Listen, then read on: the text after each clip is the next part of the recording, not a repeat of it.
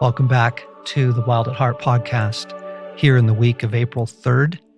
I'm John Eldridge, and if you are new to us, we have a practice that we've adopted over the years and really jumped into full time here of pausing at the beginning of the show each week to let things go, to catch our breath, to center ourselves in God, to let go of the crazy and the madness of the world, because more than good teaching, more than rich storytelling, we need God. And so we all pause at the start of the podcast right now with the beautiful music to help us give everyone and everything to Jesus. And just come back to yourself and come back to Him in this moment.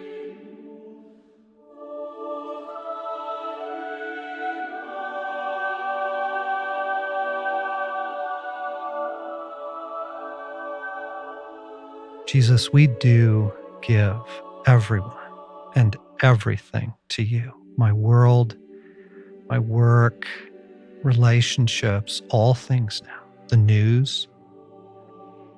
And I ask you for union, and I pray for oneness with you. Breathe your life into me right here in this moment. And come and meet us all in this week's podcast. Amen. Well, Alan, here we are in the fifth and final installment in the Sacred Romance series. Yeah. I've been getting some lovely texts and emails from people, just friends of mine out there in the world, saying how much they've been enjoying it. I have too. I got one this morning, in fact, right before we came in, from somebody I haven't talked to in quite a while. And he was just saying thank you for reminding him of the Sacred Romance. And even though he knew it, it hadn't been something that he had really felt or acted on in a long time. And this podcast was a wake-up series for him. Yeah, I want to talk a little bit about haven't felt it in a long time this week. But speaking of thank you, before we get into the show this week, thank you, everybody who support us. We are a crowd-funded nonprofit, and most of our support, most of our funds come in through our friends and listeners. And so thank you, everybody. Thanks for being our supporters here in the spring. And just a reminder that you can give on the app, the Wild at Heart app, or you can give online at wildatheart.org. Don't go to wildatheart.com because you're going to find a flower shop in England. Which you might want to order some flowers for somebody. Well, for someone in England, I Right. suppose. Yeah. But we tried. That's a funny story. We tried to buy wildatheart.com away from them, and they were not interested in selling. So Nope. we are wildatheart.org, which is fine because that's usually the indication of a nonprofit anyway. So, But John, what you're naming is, I do invite people to consider giving now, because not only is this a ministry of the heart, but it's something that we do year round, 24/7 for people, through podcasts, through teachings, through your books, through all sorts of things. So it's great at the year end when we get donations, but we're doing this every day of the year. And so gifts at this time of year are really helpful. and it is going out all over the world. Yes. All over the world. Beautiful, beautiful stories of the rescue of the heart, which is what this series in particular has been about. If you've been to our website recently, you've seen the beautiful banner which says, "The world is at war. The human heart is the prize. Come get your heart back." Yes. We just decided to put that out there as sort of fly our flag. Yes. You live in a love story, friends, but it is set in a world at war. And there are so many reasons and pressures, especially in an hour like this one here at the end of the age, to give up on the life of the heart, whether it's disappointments, hurts, heartaches, boredom, numbness, just the same old drill. Right.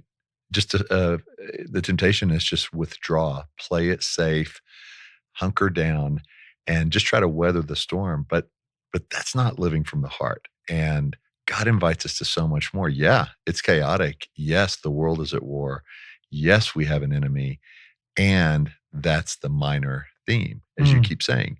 We live in a love story, and we can't be part of a love story if our heart has gone numb. And it's all the more reason to protect the heart, Yes. because the temptation is for the heart to withdraw, shut down, go underground, be like a clam Right. and just Close the shell.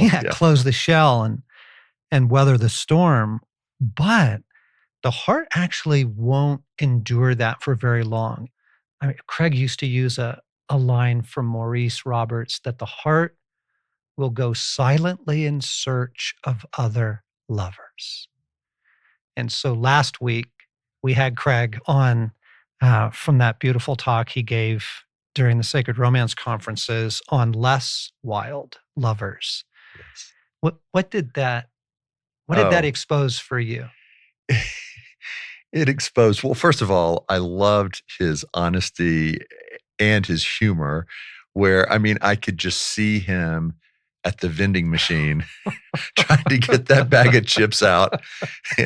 And then even when God wasn't allowing that to happen, him running back to the room to get more quarters, Yes. like that describes me. I think it describes all of us so well. Like we relentlessly look for other comforters, counterfeit lovers, ways to just get by. And yeah, John, as I listened to Craig, it just reminded me in my own life of how many times I will seek the shortcut for relief. I'll look to something, and the something may be, I have a favorite Mexican restaurant in town, and anybody that knows me, if they say, hey, let's meet somewhere, they know that's where I'm going to suggest. I'm going to try to get us there. And the setting, the atmosphere, the sensory elements, the smells, the margarita, the fajitas, the sizzling, like all of that. The margarita. And the margarita. Did we mention the margarita? Yeah. Did I mention that? But it is a comforting place to me where I feel relief from the world. And I'm not just through a margarita, but through the whole experience. It's from boyhood, that kind of setting has brought me life. And yet I've noticed recently it's a small story version of life that lasts maybe an hour and a half while we're there, but it's not meant to satisfy my soul in any deep way. And so Craig's message, what it was exposing to me is, what are all the little ways I look for just a taste of life?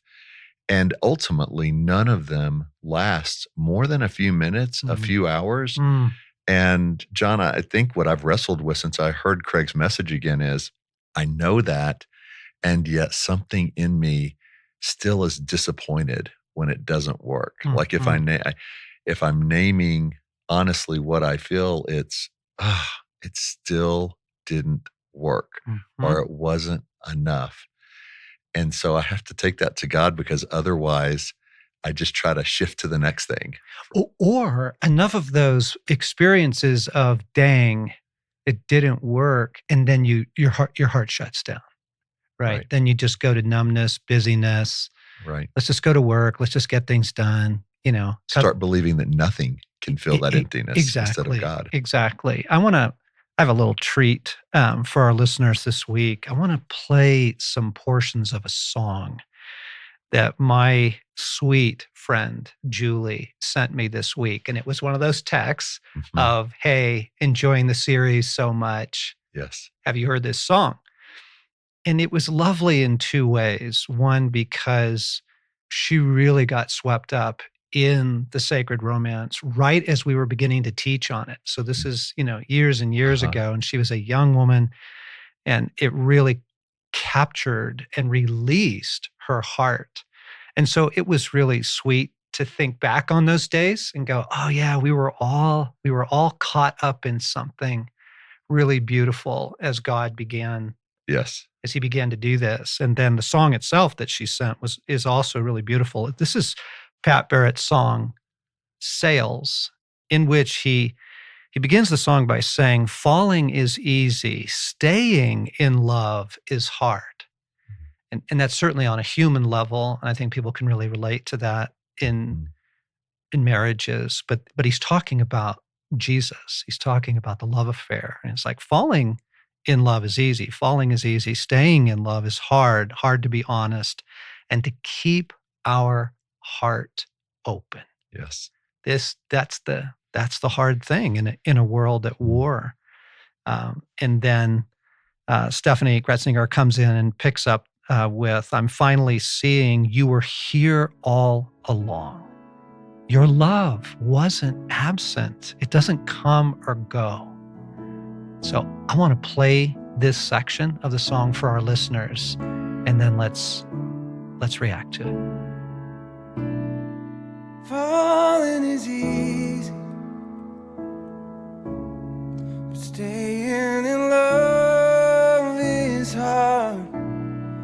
Hard to be honest and keep our heart open to be who we truly are, without the excuses,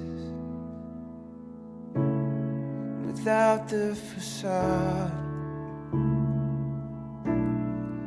There's no pretending. Here in your love, oh Lord, set me free.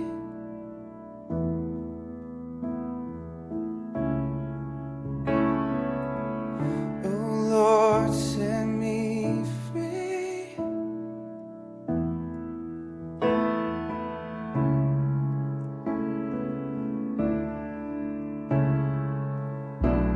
I'm finally seeing you were here all along. Your love wasn't absent. No, it doesn't. It's such a beautiful song to begin with, and it is putting words to things. It's like, right, okay. Keeping our heart open is a hard thing. Mm-hmm. But to see, God, you have been here all along. Yeah. You don't come and go. And one of the really beautiful truths that the sacred romance reveals is that God has been wooing our hearts all along, ever since we were children. Yes. Coming back to that, realizing, okay, I may not have felt you recently.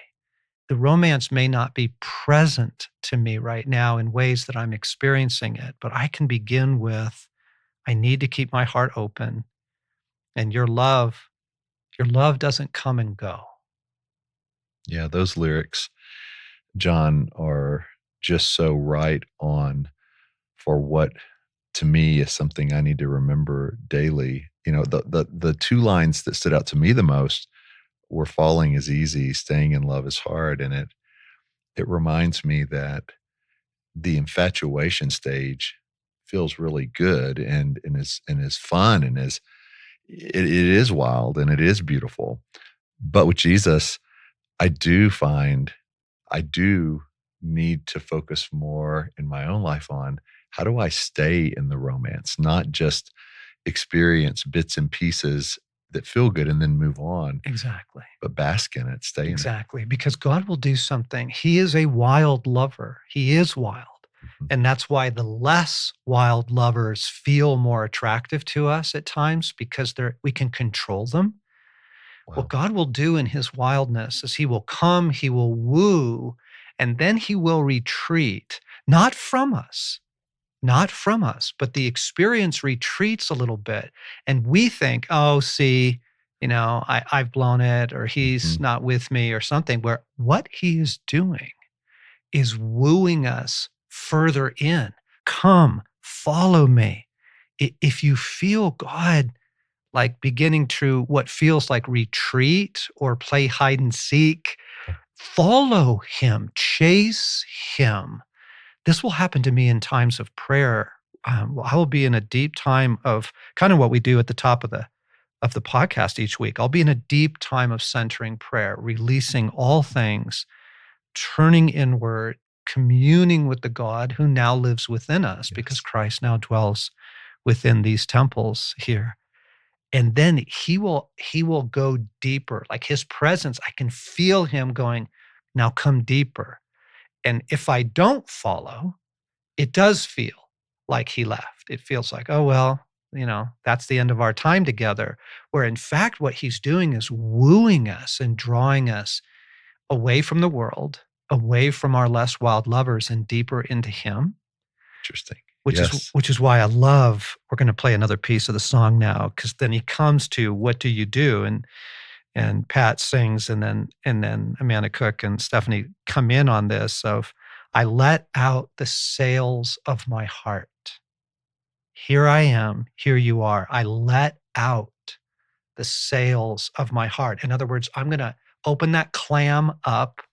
I'm going to come back to be present to my own heart with you, God. I'm going to open my heart up to you, recognizing that your presence is here. I let out the sails of my heart.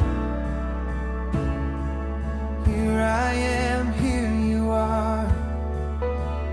I let out the sails of my heart. Here I am, here you are. I let out the sails of my heart. Here I am, here you are. I let out the sails of my heart. Here I am, here you are. I let out the sails of my heart. Oh, here I am, here you are. I let out the sails of my heart. Oh,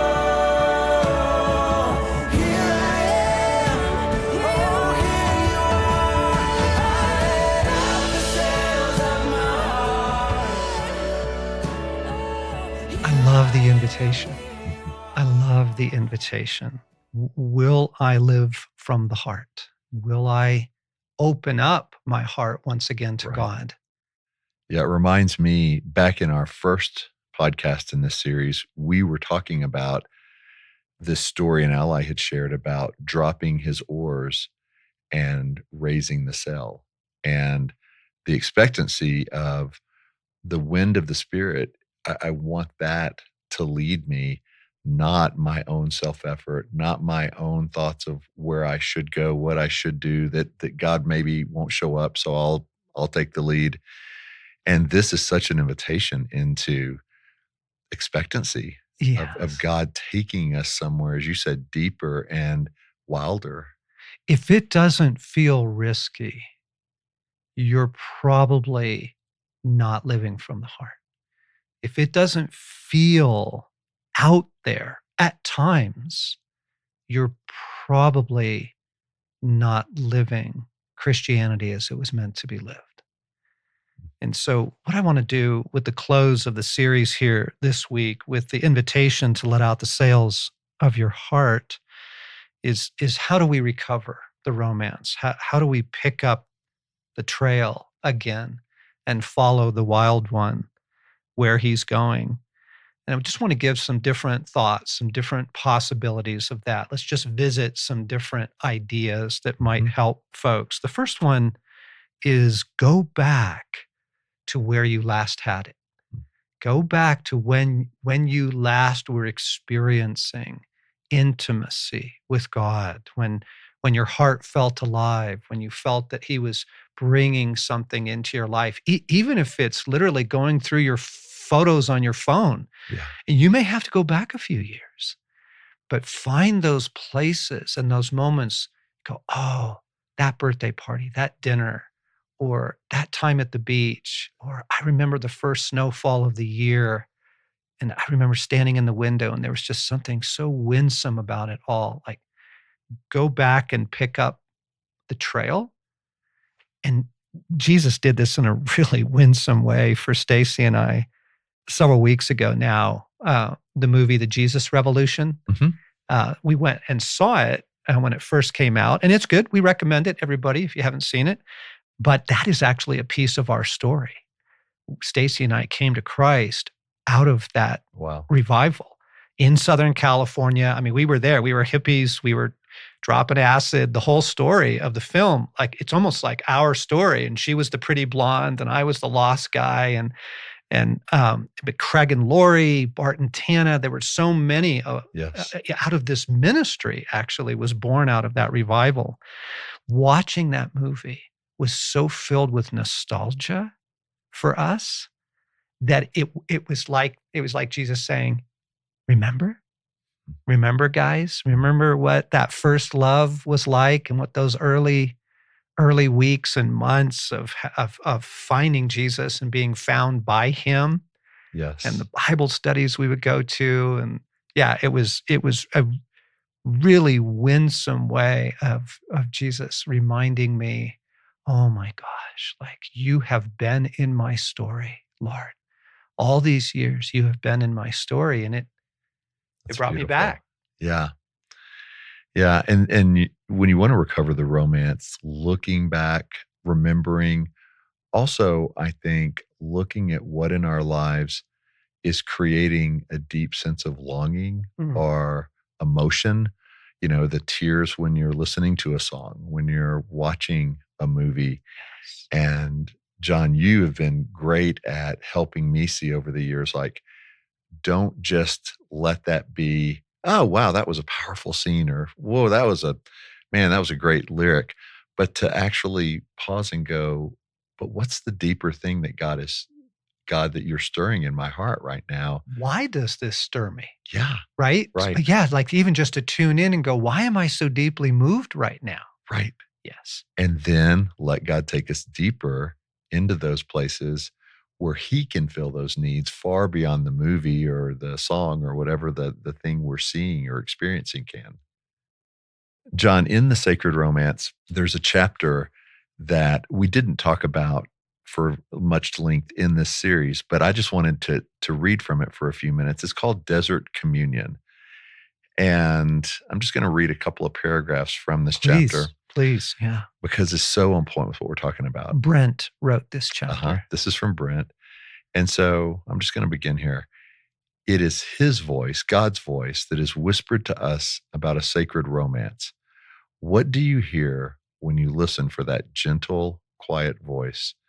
What I so often hear or feel is a restlessness, a distractedness where it seems that dozens, if not hundreds, of disconnected or scattered thoughts vie for my attention. Bits and pieces of my smaller story, and sometimes major edifices, flash onto the screen. What other people think of me and what I need to do to win them. Anger, ego, lust, and simply blankness of spirit all take turns occupying my heart.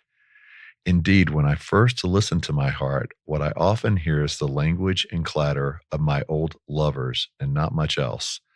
There seems to be no stillness or rest. If I try to hold still, my soul reacts like a feather in the afternoon breeze, flitting from one place to another without purpose or direction.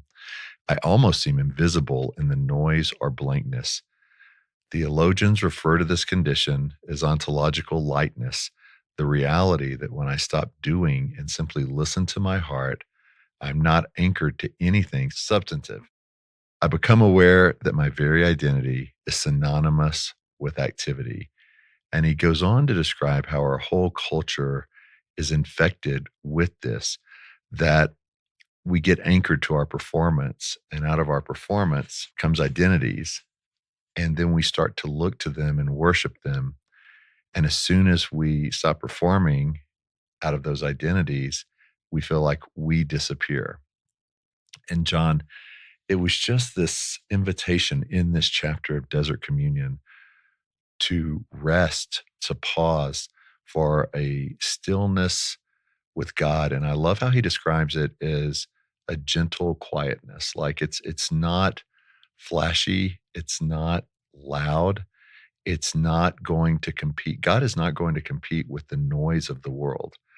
And so we have to get to a place where we can pause, get off the grid a little bit, even in our daily life, to have him romance us, to hear it, to see it, to be aware of it. And to be okay with what you first encounter. Mhm. Because what Brent was describing there is that what he would often first encounter, most of us, is the restlessness. Yes. It is the unease within us, the longing for relief, for Craig's bag of chips, for, all that. Yes. Like, that's okay. That's okay. Stay with it. Mhm. Stay with it and let your heart express itself. And then you will find that beneath that are the true longings of your heart. And in the Resilient, I talk about how everyone has a shallows, a Yes. midlands, Yes. and a depths to their being. God hangs out in the depths. Now, he's kind. He will meet you in the shallows. He'll be driving down the road and it'll be the bumper sticker in the car in front of you that just speaks. You're like, oh my Yes. gosh, that was you. He's kind. He'll meet us in the shallows. He'll meet us in the midlands of our hearts. He'll meet us in the cares and the concerns, but God lives in the depths. And that desert communion invitation is to walk away from the distractions that help medicate us, get quiet, pay attention to the life of the heart. Yes, listen to all that's going on in there. Sometimes it does feel like a carnival. Right. Wait, linger, and let the deeper things of the heart come forward because God will meet us there. Another thing, if I could give another category for recovering the romance, I would say look in the small things. Look in the small things. I remember Craig telling a beautiful story as he began his battle with cancer. God spoke to him. It was actually down at MD Anderson, his first visit down there. And what God said to him was, Craig, for right now, you're not going to see me in the big things. Look for me in the small things. Wow. Because you're looking for recovery. You're looking for a medical breakthrough. You're looking for a miraculous answer to prayer. We want the big Yes. things. Yes. I need you to bring my son home. I need you to fix my marriage. I need you to heal my body. But God does come in those ways. But mostly in the day to day, he's in the little things. It's the way the sunlight's coming through the window in the morning as you sit at the table with a cup of coffee. Yes. It is in a song like Sails or something that you enjoy, that in that moment, you're like, oh, okay, there you are. It's in a text from a friend who just asks, how are you doing? And you realize, oh, it's not just your friend who's asking. Like God is asking, hey, Right. how are you doing? Tell me how you're doing. Look for him in the small things. And then I think you'll be able to pick up the trail. That's really good. One last thing I would add is Kelly and I were laughing last night because we were talking about the sacred romance. And I said, sweetheart, I think I'm learning to pursue this wholeheartedly. I'm okay from the world's perspective of looking weird and boring. And what I mean by that is you have to pull off the grid to do what we're talking about. Like it doesn't just happen if you don't pursue it. God's there, but we miss it. We don't engage. Yep. And so while the world is flashy, bright, the next, now, go do this, go experience this, keep moving, keep doing. I told her, I'm just more content than ever and more determined than ever to spend more quiet times listening to the breeze outside, experiencing God, asking him questions, having a sense of wonder about what he's up to in my life, in the world, with those I love. Mm. And to do that, it does look a little boring to the world because you're turning down invitations perhaps to go do more. Your calendar becomes more free, your schedule more simple. So it does look kind of weird and boring. And yet it is the life that we long for because it's where we start to feel the romance again with God. A.W. Tozer said, God waits to be wanted.